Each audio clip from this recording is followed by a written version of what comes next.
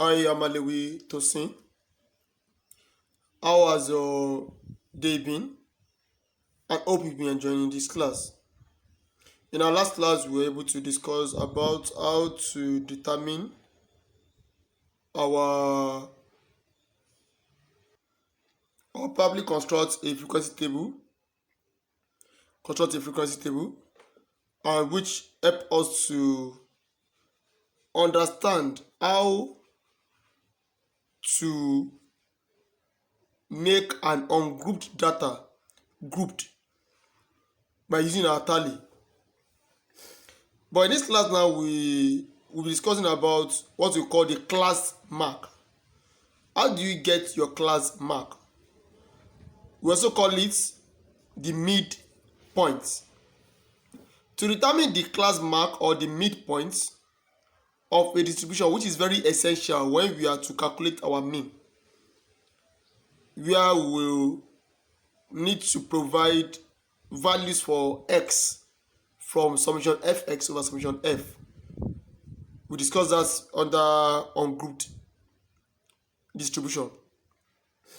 So now, to determine your class mark is very easy and straightforward. What do you need to do? I told us that this is called the class interval. I call this side the lower class interval, while this side the upper class intervals. So to determine your class mark, you just say, okay, let me use this space. You just say upper class interval, let me call it I, plus lower class intervals divided by 2. That will give us our x. Again, upper class interval plus lower class interval divided by 2. Now, for example, now for this class interval, it will be 21 plus 30 over 2.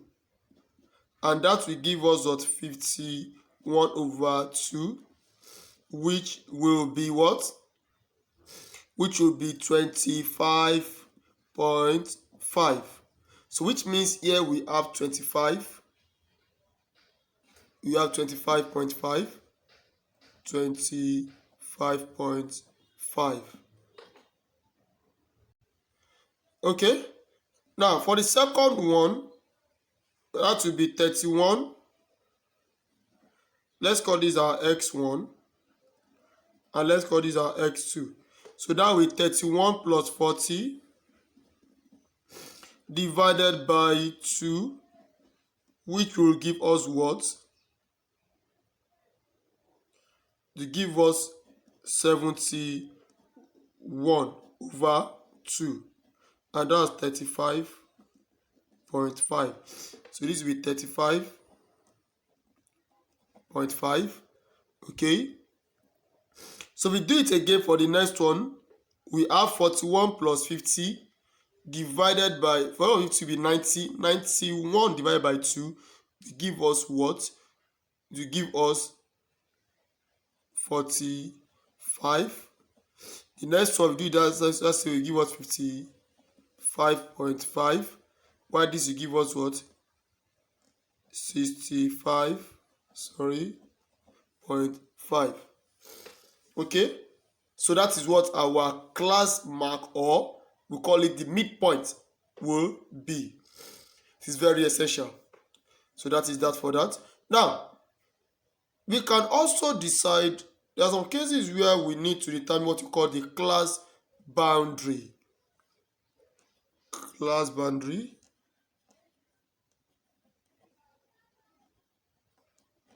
Class boundary. The class boundary is always denoted by L. Okay, it's always denoted by L.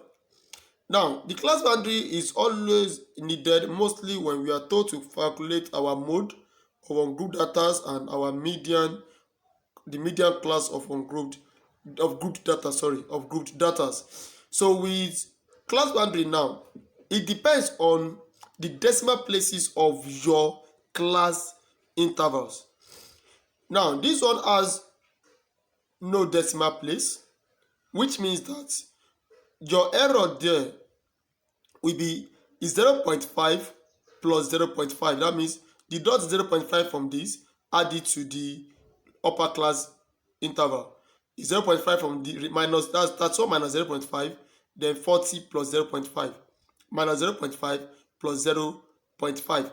But when you are having what do you call it, one decimal place as your intervals, let's say you're having something like 20, let's say 21.5 instead of 21, your errors you need to consider will be something like 0.05, plus or minus 0.05, which means it will be plus 0.05, sorry, minus 0.05 plus 0.05 minus 0.05 plus 0.05. But in this case, we'll be taking 21 minus 0.05, which will give us what?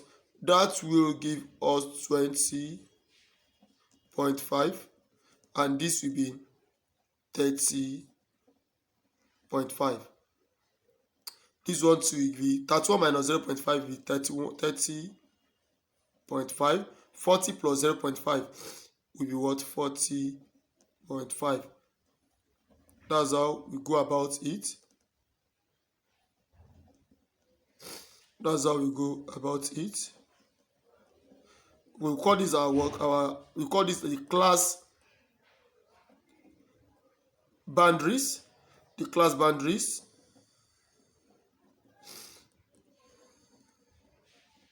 The class boundaries, we call it the class boundaries.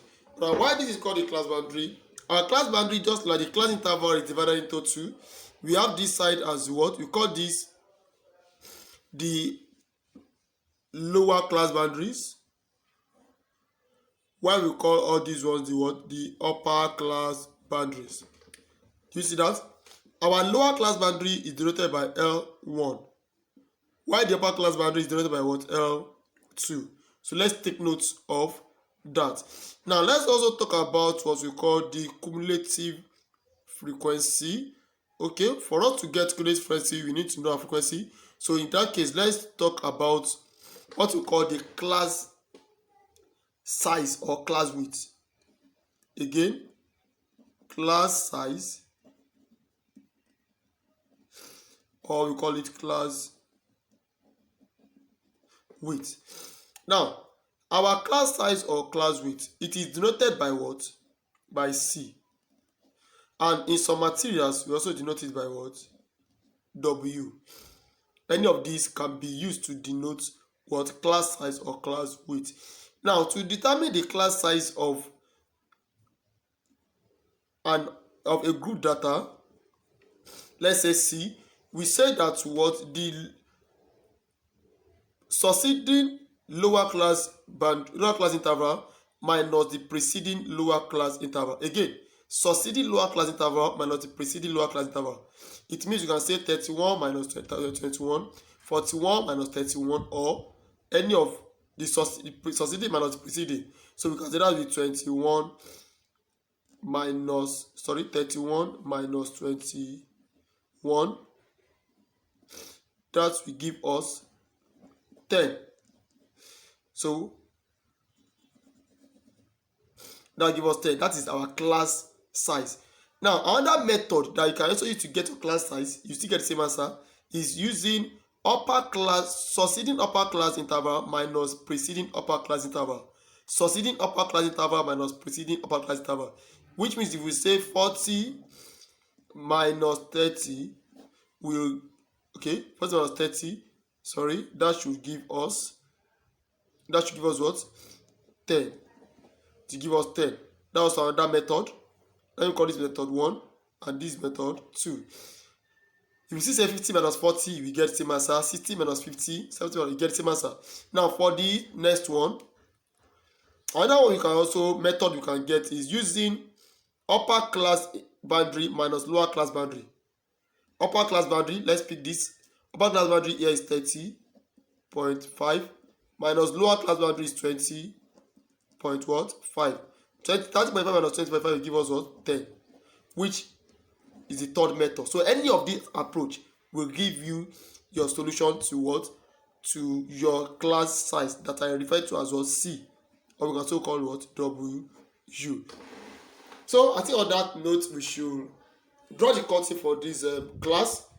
I read myself and Louis to say, take time to practice. We'll be able to discuss how to find our class mark, or we call it midpoint, and also discuss how to determine our class boundaries, which we say we have the lower class boundary which is denoted by L1 and the upper class boundary denoted by what L2, and also how to get our class size, which we call what C, or denoted by what W.